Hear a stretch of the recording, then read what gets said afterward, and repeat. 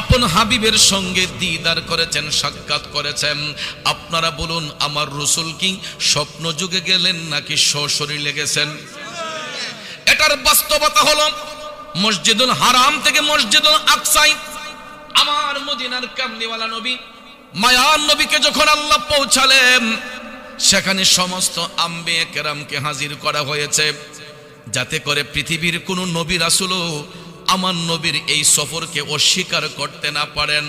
Documentary আল্লাহ রাব্বুল আলামিন সমস্ত আম্বিয়া কেরামকে মসজিদুল আকসার মধ্যে এনে হাজির করেছেন। যেই মসজিদুল আকসা দখল করার জন্য আপনারা দেখবেন ইসরায়েলি সৈন্যরা ফিলিস্তিনের উপর হামলা করে একমাত্র মসজিদুল আকসাকে দখল করার জন্য, ঠিক না বেজে? কিন্তু ভাইয়ার আমার, বন্ধুরা আমার, এই মসজিদুল আকসা রক্ষার জন্য পৃথিবীর কোটি কোটি মুসলমানরা জীবন দিতে প্রস্তুত, কথা কোন ঠিক কিনা? কেননা এই মসজিদের ইমাম ছিলেন আমার রাহমাতাল লিল আলামিন মায়ার নবী, দয়ার নবী। যে সমস্ত আম্বিয়া কেরামগণ ছিলেন মুক্তাদি, আমার নবী ছিলেন ইমাম। এই জন্য আমার রাসূল এখানে ইমামতি করার কারণে দয়াল নবীকে মেরাজ শরীফে নিয়া চতুর্থ আসমানে যাবার পরে আমার নবীজিকে তিনটা লকব দান করা হয়েছিল। এর মধ্যে একটা লকব হলো ইমামুল মুরসালিন। চিৎকার মেরে কোন সুবহানাল্লাহ। সমস্ত আম্বিয়াদের ইমাম আমার মদিনার কামলিওয়ালা নবী মায়ার নবী, দয়ার নবীর অপেক্ষায় সমস্ত আম্বিয়া কেরাম মসজিদুল আকসার মধ্যে অপেক্ষমান ছিলেন। রহমাতাল লিল আলামিন মায়ার নবী, দয়ার নবীজি সেখানে যাইয়া সরাসরি ইমামতির মুসল্লায় সমস্ত আম্বিয়া কেরাম আমার নবীর পিছনে ইক্তেদায়। আর বন্ধুরা আমার, বাবাজিরা, সমস্ত নবীগণ আমার নবীকে মারহাবা মারহাবা ধ্বনি দিয়া স্বাগত জানিয়েছেন। কারণ আমরা বড়ই ভাগ্যবান, মোদের রাসূল আল্লাহর মেহমান, ঠিক কিনা কোন? এখন বলুন, ওই নবীর মেরাজ বিশ্বাস করা লাগবে কি লাগবে না? যদি কোরআনকে সত্যবাণী হয়, কোরআন যদি সত্যবাণী হয়, আমার রাসূলের মেরাজ সত্য, আমার নবীর এই গমন সত্য, এবং সশরীরে রাসূল গিয়েছেন এটা সত্য। আর এটাকে যারা মিথ্যা প্রতিপন্ন করবে, এরাই হবে জাহান্নামের অধিবাসী। এই জন্য সূরা আল মাইদায় আল্লাহ রাব্বুল আলামিন 9 নম্বর আয়াতে কারিমার মাধ্যমে একটা সুন্দর ঘোষণা দিয়ে বলতেছেন, বিসমিল্লাহির রহমানির রহিম। ওয়া'দাল্লাহু আমানু ওয়া আমিলুস সালিহাতি লাহুম মাগফিরাতুন ওয়া আজরুন আযীম।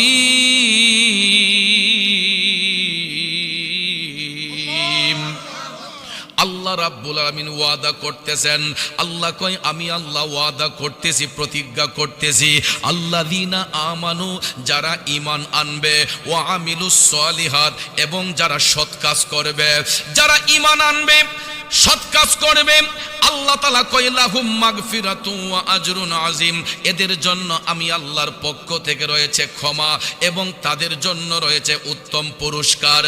আল্লাহ রাব্বুল আলামিন সঙ্গে সঙ্গে বলেন, ওয়াল্লাযীনা কাফারু ওয়া কাযযাবু বিআয়াতিনা উলাইকা আসহাবুল জাহিম।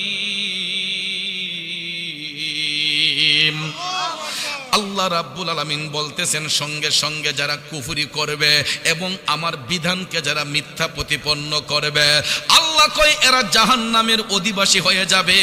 আর যারা ঈমান আনবে, সৎ কাজ করবে, ভালো কাজ করবে, আল্লাহ কয় তাদের জন্য আমার পক্ষ থেকে ক্ষমা এবং পুরস্কার রয়েছে। ওয়াদা করে আল্লাহ বলতেছেন, আর যারা আল্লাহর শানে কুফরি করবে, যারা কোরআনের আয়াতগুলোকে মিথ্যা প্রতিপন্ন করবে, এরা জাহান্নামের অধিবাসী হয়ে যাবে। এখন বন্ধুরা আমার, বাবাজিরা, কথা হলো আমার নবীর মেরাজকে যারা অস্বীকার করে, সশরীরে রাসূল মেরাজে গিয়েছেন, এটাকে যারা অস্বীকার করবে, এরা কোরআনকে অস্বীকার করলো, ঠিক না বেঠিক?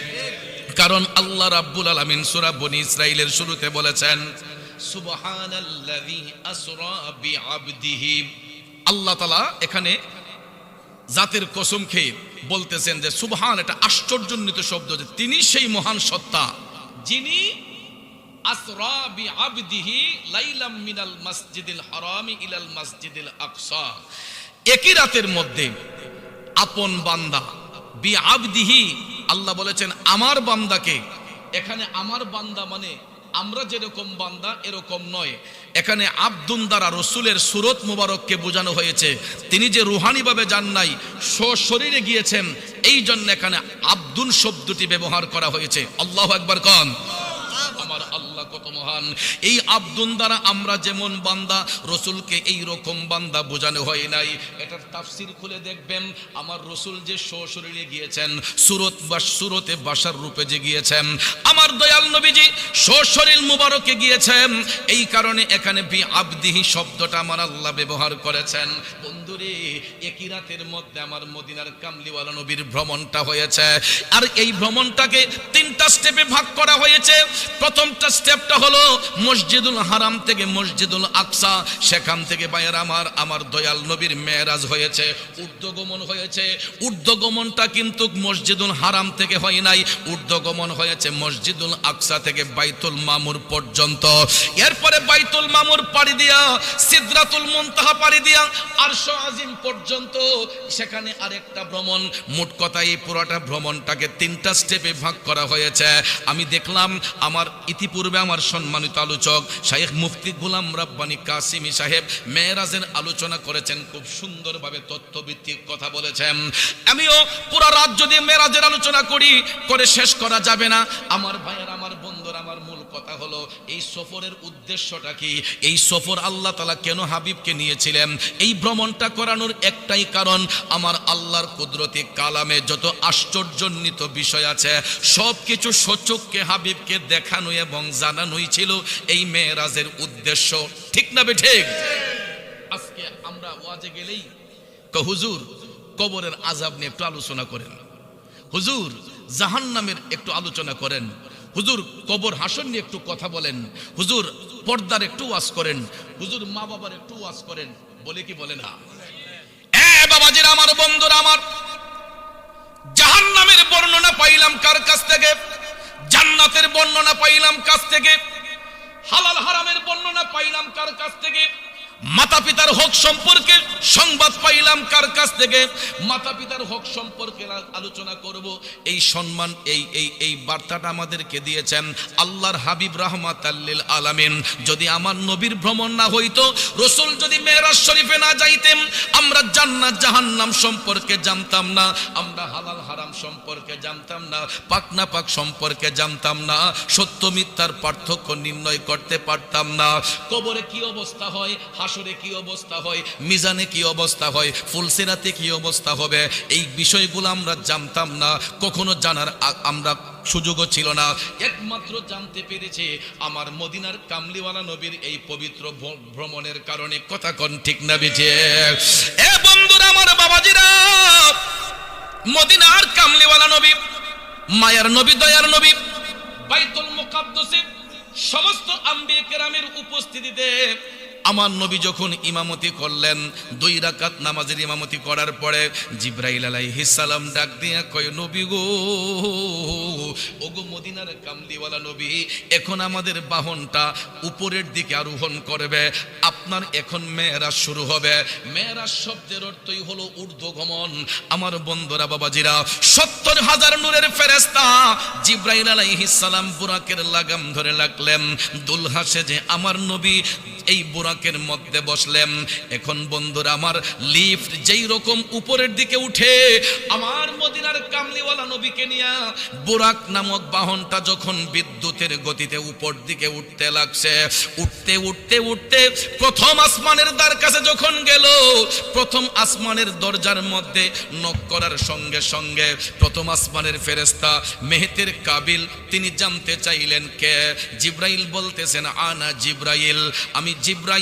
তখন ফেরেশতা কাবিল বলতেছে, সাথে কে? কয়, আমার সাথে আছেন রাহমাতাল লিল আলামিন। রাহমাতাল লিল আলামিন নবীর পরিচয় দেওয়ার সঙ্গে সঙ্গে প্রথম আসমানের দরজাটা ওপেন হয়ে গেল, খুলে গেল। রাহমাতাল লিল আলামিন নবী প্রথম আসমানের মধ্যে যখন উঠলেন, উঠার সঙ্গে সঙ্গে মানব জাতির আদি পিতা হযরতে বাবা আদম সফিউল্লাহর সঙ্গে সাক্ষাৎ হয়ে গেল। প্রথম আসমানের মধ্যে যাইয়া বাবা আদম সফিউল্লাহর সঙ্গে সাক্ষাৎ হলো। হযরতে বাবা আদম আলাইহিস সালাম প্রথম আসমানে উঠার সঙ্গে সঙ্গে আমার রাসূলকে বললেন, মারহাবা বিন নবী সালিহি ওয়াল আখি সালিহি। জুরে কন্যা সুবহানাল্লাহ। আমার মদিনার কামলিওয়ালা নবীকে অভ্যর্থনা জানানোর সঙ্গে সঙ্গে হযরতে বাবা আদম আলাইহিস সালাম বলছেন, নবী গো, আপনার জন্য আমার আল্লাহ এই প্রথম আসমানটা সুসজ্জিত করে রাখছেন। নবী গো, আপনার যা খুশি আপনি তাই দেখতে পারবেন। ইয়া রাসূলুল্লাহ, আমার আল্লাহ তাআলা আপনাকে দেখানোর জন্য জান্নাত এবং জাহান্নামকে সুসজ্জিত করে রাখছেন। আপনি চাইলে আগে জান্নাত দেখতে পারবেন, আপনি চাইলে আগে জাহান্নাম দেখতে পারবেন। আমার মদিনার কামলিওয়ালা নবী ডাক দিয়া কই, জিবরাইল, আমি জান্নাত দেখব পরে আগে জাহান্নামটা দেখব। প্রথম আসমানে উঠার সাথে সাথে আমার রাসূলকে জান্নাত জাহান্নাম দেখার পারমিশন দেওয়া হলো। রাসূল বললেন, জিবরাইল, আমি জান্নাত পরে দেখব, আগে জাহান্নামে আমার উম্মতকে কি অবস্থায় রাখা হবে এই চিত্রটা আমি আগে দেখতে চাই। জিবরাইল আলাইহিস সালাম নবীজির খাদেম, ইয়া রাসূলুল্লাহ, আপনার মর্জি আল্লাহ কবুল করুক। নবী গো, আপনি যা বলবেন আমি তাই শুনতে রাজি। রাসূল বললেন, চলো আগে জাহান্নাম প্রদর্শন করি। আমার মদিনার কামলিওয়ালা নবী প্রথম আসমানে উঠার পরে যখন জাহান্নাম দেখতে যখন যাচ্ছেন, হঠাৎ করে আমার রাসূল দেখতে পাচ্ছেন রাস্তার দুই পাশে বৃক্ষরাজি দেখা যায়। একটা গাছের পাতা সবুজ, একটা গাছের পাতা লাল। মদিনার কামলিওয়ালা নবী দেখতেছেন একটা গাছের পাতা সবুজ রঙের, আরেকটা গাছের পাতাগুলা লাল আকার ধারণ করে। গাছের মরা পাতা যেরকম ঝরে যায়, এই রকম গাছের পাতাগুলা আগুনের মতো লাল হইয়া গাছ থেকে ঝরে পড়তেছে। আমার রাসূল বলতেছেন, জিবরাইল, রাস্তার দুই পাশেই বৃক্ষ দেখা যায়, ডান পাশেও বৃক্ষ, বাম পাশেও বৃক্ষ। এই ডান পাশের গাছের পাতাগুলা সবুজ, বাম পাশের পাতাগুলা লাল কেন? জিবরাইল আলাইহিস সালাম কয়, নবী গো, এই ডান পাশের পাতাগুলা এটা জান্নাতের নিশানা, আর বাম পাশের যেই পাতাগুলা এটা জাহান্নামের নিশানা। ও নবী গো, আপনার উম্মতের মধ্যে যারা জান্নাতি হবে, ইয়া রাসূলুল্লাহ, এদের জান্নাতি পোশাক সবুজ রঙের হবে, জান্নাতি পোশাক সবুজ রঙের হবে। এই জন্য নবী গো, এই সবুজ গাছের পাতাগুলার দ্বারা বোঝানো হয়েছে আপনার উম্মতের মধ্যে যারা ঈমানদার হবে, মুমিন হবে, এদের মাথার মধ্যে সবুজ পাগড়ি পরিধান করিয়া সবুজ পোশাক পরিধান করে আল্লাহ তাআলা এদেরকে জান্নাতের মধ্যে প্রবেশ করাবে। আর ইয়া রাসূলুল্লাহ, বাম পাশের যেই পাতাগুলা লাল বর্ণ দেখা যাচ্ছে, নবী গো, এগুলা হচ্ছে জাহান্নামীদের চিত্র। আগুনে পুড়ে যেই রকম লাল হইয়া যায়, এই গাছের পাতাগুলা লাল হওয়ার কারণ হলো নবী গো, আপনার উম্মতের মধ্যে যারা জাহান্নামী হবে, ওই জাহান্নামী ব্যক্তিগুলা এরা আগুনের মতো লাল রঙের পোশাক পরিয়া এরা জাহান্নামী অবস্থান করবে। এই জন্য আব্বাজি, পুরুষ ব্যক্তিদের জন্য লাল কাপড় শোভা পায় না, পুরুষ ব্যক্তিদের জন্য লাল কাপড় শোভা পায় না।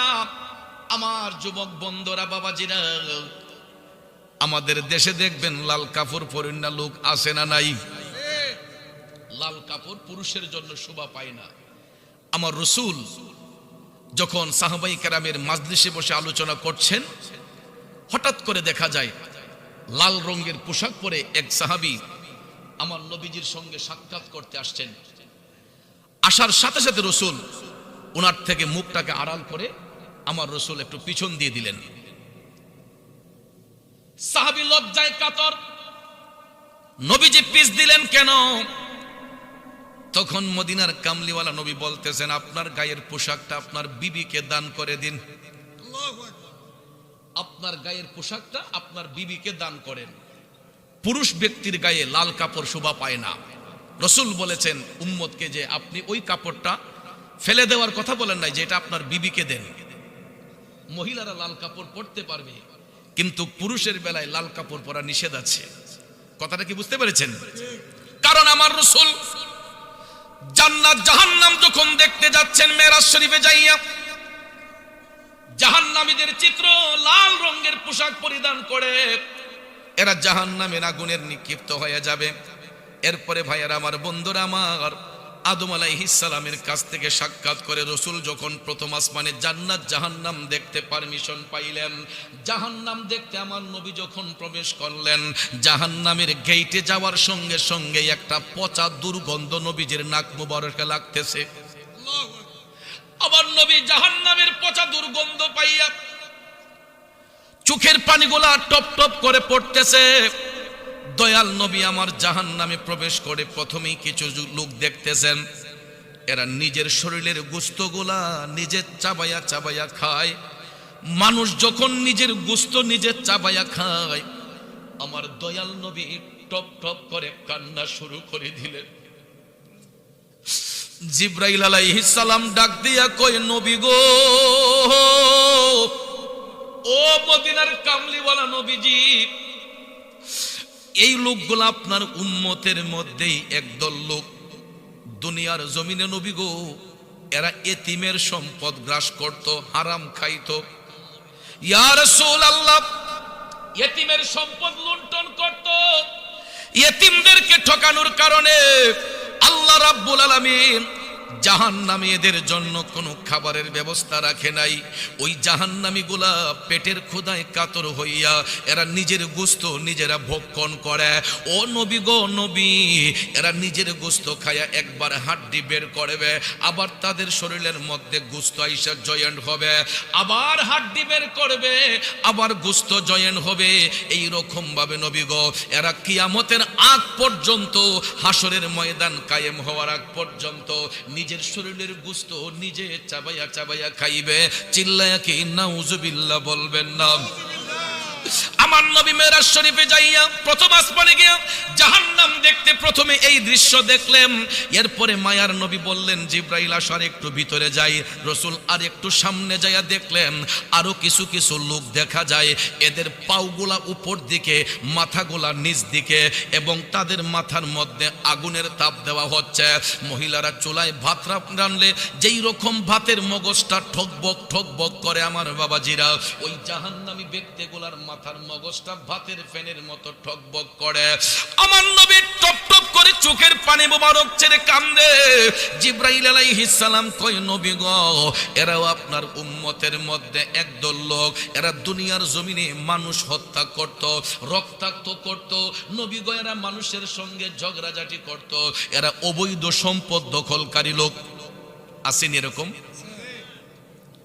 যুবক বন্ধুরা, আমার বাবাজিরা, আমার নবী নিজ চোখ মুবারক দিয়ে দেখেছেন পরের সম্পদ আত্মসাৎকারী, যারা মানুষের সঙ্গে ঝগড়াঝাটি করে, মানুষ হত্যা করে, খুন খারাপি করে, ওই লোকগুলাকে আমার নবী দেখেছেন। আল্লাহ তাআলা হাসরের এই জাহান্নামের মধ্যে তাদের পাওগুলা উপরে, মাথাটা নিচের দিকে। এদের বাহাদুরি সেই দিন আর থাকবে না। দুনিয়াতে যেই বাহাদুরি করছিল, শক্তির বড়াই দেখাইছিল, অহংকার তকব্বরি করছিল, আমাদের দেশে এই জাতীয় কিছু লোক আছে না নাই? দেখবেন যারা অর্থ সামর্থ্য হওয়ার পরে এরা মানুষকে মানুষ বলে গণ্য করে না, এরা শক্তির বাহাদুরি দেখায়, ক্ষমতার জোট দেখায়, লাঠির শক্তি দেখায়। আছে না নাই? আপনারা বলেন, আমরা যত টাকার মালিকই হই না কেন, সম্পদ দিয়েছেন কে? আমরা যত শক্তি দেখাই না কেন, শক্তি দান করছে কে? বন্ধুরা, আমার বাবাজিরা, আল্লাহ রাব্বুল আলামিন ইচ্ছে করলে মুহূর্তের মধ্যে আমাকে আপনাকে অচল বানাইয়া দিতে পারে কি পারে না? দেখবেন চাষটলে বৈশা চা পান করতেছি, বাজারে গেছি, বাজার করার সময় হঠাৎ করে দেখবেন কিছু কিছু মানুষ দাঁড়ানো ছিল, হঠাৎ করে লুজ খাইয়া পড়ে গেছে। আছে না? আমরা নাম দিছি স্ট্রোক, হার্ট অ্যাটাক। হঠাৎ করে দেখবেন দাঁড়ানো ছিল, ঠাস করে পড়ে গেছে। পড়ার পরে আমরা 4-5 জনের ধইরা তাড়াতাড়ি হাসপাতালে পাঠাই। ডাক্তার সাহেব চিকিৎসা করে কয়, ওনার তো প্যারালাইসিস হয়ে গেছে। যেই লোকটা শক্তি দেখাইতো, বাহাদুরি করত, হঠাৎ করে দেখা যায় প্যারালাইসিস হওয়ার কারণে একটা হাত অচল, একটা পাও অচল। বন্ধুরা আমার, কত চেষ্টা করতেছে হাতটা উঠাইবার জন্য, কিন্তু আমার আল্লাহ অচেতন করে দিয়েছে, ও কিছু করে দিয়েছে। পৃথিবীর সব শক্তি মিলে তার হাতকে কি তাজা করা যাবে? করার মালিক কে? জোরে কোন করার মালিক কে? এই জন্য কবি বলেছেন সৃষ্টিকর্তার ইশারাতে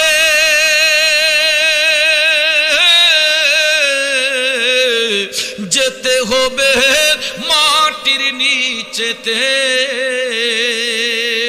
আরে চলবে না আর বাহাদুরি, চলবে না আর বাহাদুরি, যাহা করতে দুনিয়ায় হাইরে যাহা করতে দুনিয়ায়, ওরে দম ফুরাইলে রঙের জলসা যাইব শেষ হইয়া। ঠিক না বেঠিক? জোরে কোন ঠিক না বেঠে? কারণ ভাইয়ের আমার, বন্ধুরা আমার, আমার আল্লাহ সেই আল্লাহ, তিনি ইচ্ছে করলে আমাদেরকে শক্তি দিতে পারেন, ইচ্ছে করলে শক্তিটা কাইরা নিতে পারেন, ইচ্ছে করলে তিনি আমাদেরকে মরণ দিয়ে দিতে পারেন, ইচ্ছে করলে আমার আল্লাহ বাঁচাতে পারে। কথা কোন ঠিক কিনা? এই জন্য কবি বলেছেন তুমি রাখো কি বা মারো এই দয়া করো, থাকিতে যেন তোমায় না ভুলিও, থাকিতে যেন তোমায় না ভুলি, তুমি রাখো কি বা মারো এই দয়া করো, থাকিতে যেন তোমায় না ভুলি। খারাপ লাগতেছে বাবাজিরা, আমার মদিনার কামলিওয়ালা নবী আপন চোখ মোবারকে দেখতে পাইলেন ওই ক্ষমতার জোর দেখান না ব্যক্তিগুলা যারা মানুষ হত্যা করত, মানুষকে ঠকাইতো, খুন খারাপি করত, পরের সম্পদ আত্মসাৎ করত, ওই সমস্ত ব্যক্তিগুলাকে আমার আল্লাহ জাহান্নামের মধ্যে পাউগুলা উপর দিকে, মাথাগুলা নিচ দিকে দিয়া, অগ্নির তাপ দিয়া তাদের মাথার মগজগুলাকে আল্লাহ গলায়া গলায়া জাহান্নামের আগুনে যখন ওই মগজগুলা পড়ে, তেল শরীরের তেলগুলা পড়ে, তখন আগুনটা আরো লাফায়া লাফায়া উপর দিকে উঠে। নাউজুবিল্লাহ কোন? আগুনের মধ্যে দেখবেন তৈলাক্ত জিনিস, পেট্রোল, অকটেন, ডিজেল, এইগুলা ঢাললে পরে দেখবেন আগুনের গতি আরো বাড়ে। দেখতে তো লিকুইড দেখা যায়, অকটেন, পেট্রোল পানির মতো দেখা যায়, কিন্তু এটার মধ্যে এক জাতীয় গ্যাস আছে যেটা দেওয়ার সঙ্গে সঙ্গে লাফাইয়া লাফাইয়া আগুন উপর দিকে উঠে। ঠিক তদ্রূপ ভাবে রাসূল বলেছেন জাহান্নামের মধ্যে জাহান্নামী ব্যক্তিদের মাথায় যখন অগ্নির তাপ দেওয়া হবে, তাদের পুরাটা শরীর গলে যখন এই মগজগুলা যখন আগুনের মধ্যে পড়বে, আগুনের গতি তখন আরো বাড়তে থাকবে। আর ওই জাহান্নামী ব্যক্তিগুলা মানুষকে খুন করার কারণে, হত্যা করার কারণে কিয়ামতের আগ পর্যন্ত আল্লাহ তাআলা এদেরকে জাহান্নামের আগুন দিয়ে জ্বালাইবেন। বন্ধুরা আমার, বাবাজিরা আমার, তাহলে বলুন আমরা এই জুলুম অত্যাচার থেকে বাঁচা দরকার আছে না নাই? আমার রাসূল আরেকটু সামনে গেলেন, সামনে যাওয়ার পরে দেখতেছেন আরো কিছু কিছু লোক দেখা যায়, এদের পেটগুলা অনেক উঁচা উঁচা, পেটের চামড়াগুলা খুবই পাতলা, সাপ বিচ্ছুগুলা এদের পেটের মধ্যে কিল কিল করতেছে। জোরে কি নাউজুবিল্লাহ বলবেন না? আমার নবী চোখের পানি ছেড়ে কান্না করতেছেন, ও জিবরাইল, এরা তো দেখতে মানুষ, কিন্তু তাদের পেটের ভিতরে সাপ বিচ্ছু ধরছে কেন? জিবরাইল আলাইহিস সালাম কই, নবী গো, এরাও আপনার উম্মতের মধ্যে একদল লোক, এরা দুনিয়ার জমিনে ইন্টারেস্ট খাইতো, সুদ খাইতো, ঘুষ খাইতো। নবী গো, এই হারাম সম্পদগুলা তাদের পেটে যাইয়া এগুলা সাপ বিচ্ছুতে পরিণত হয়েছে। জোরে কোন নাউজুবিল্লাহ। রাতারাতি বড় লোক হওয়ার জন্য আমাদের দেশে দেখবেন এরকম ইন্টারেস্ট খাওয়ান না পিলার আছে না নাই? এদের চুপগুলা দেখবেন, শরীরগুলা দেখবেন যেমন আলগা আলগা ফুলা ফুলা ভাব লাগে। আপনারা দেখবেন যারা সুদকুর, ঘুষখোর, এরা আবার দেখবেন নামাজও বেশি পড়ে। সুদকুর, ঘুষখোর যারা, এরা দেখবেন আবার নামাজও বেশি পড়ে। সমাজের মানুষের কাছে ভালো সাজতে চায়, কিন্তু এরা দেখবেন অন্তরের ভিতরে শুধু আছে শয়তানি। একটু আগে যে আমার ভাই কাশিম সাহেব আলোচনা করেছেন, নামাজের একটা কথা বইলাম। হুসাইনও নামাজ পড়েছেন, ইয়াজিদও নামাজ পড়েছে, কিন্তু উভয়ের নামাজের মধ্যে পার্থক্য আছে না নাই? আব্বাজিরা আমার, বন্ধুরা আমার, পার্থক্যটা হলো হুসাইন নামাজ পড়েছেন আমার নবীর সন্তুষ্টির জন্য, আল্লাহর সন্তুষ্টির জন্য। ঠিক না বেঠিক? নবী খুশি, আল্লাহ খুশি। নবী বেজার, আল্লাহ বেজার, কথা কোন ঠিক কিনা? এই জন্য আমার আশিকি ভাই লেখছিল, আল্লাহ মানা নবী মানা না, নবী মানলে আল্লাহ মানা হয়, ঠিক না বেঠে? জগতের বন্ধুরা, সব ধর্মের লোকেরা আল্লাহ এক এটা বিশ্বাস করেছে। হিন্দু, বৌদ্ধ, খ্রিস্টান, ইহুদি, নাসারা, মুসলমান সবাই আমার আল্লাহ এক এটা বিশ্বাস করেছে, একবারে নাস্তিক ব্যতীত। কিন্তু সব ধর্মের লোকেরা আমার নবীরে বিশ্বাস করে নাই। এই জন্য ভাইয়ার আমার হিন্দু, বৌদ্ধ, খ্রিস্টানরা আল্লাহ মানলে, পরকাল মানলে কি হবে, এরা আমার নবীকে মানে নাই। হিন্দু, বৌদ্ধ, খ্রিস্টান কেন, মুসলমানের মধ্যে এজিদ মার্কা কিছু বেঈমান মুনাফিক মুসলমান আছে, আমার নবী মানতে গিয়া তাদের মধ্যে একটু অ্যালার্জি রোগ আছে, আসেনি? এই যে পোস্টারে আমরা নাম দিয়েছি ঈদে মিলাদুন নবী সাল্লাল্লাহু আলাইহি ওয়াসাল্লাম উপলক্ষে মাহফিল, এই ঈদে মিলাদুন নবী কথাটা শুনলেই দেখবেন কিছু কিছু মানুষের শরীরের মাঝে মরিচের মতো জ্বলে, ঠিক না ঠিক? ঈদে মিলাদুন নবী নামটা দেখলেই দেখবেন কিছু কিছু মানুষের জ্বলে। এ বন্ধুরা, আমার বাবাজিরা, আমার নবীর শুভাগমনে আমরা আনন্দে মাতোয়ারা হইয়া জশ্নে জুলুস ঈদে মিলাদুন নবী পালন করি। কিন্তু দেখবেন এজিদ মার্কা মুনাফিকরা নবীর আগমনে এরা বেজার হয়, খুশি হয় না। এরা কই কিসের ঈদে মিলাদুন নবী, কথা কোন ঠিক না ঠিক? কিসের জশ্নে জুলুস, এটা নাকি বেদাত, এটা নাকি শিরিক।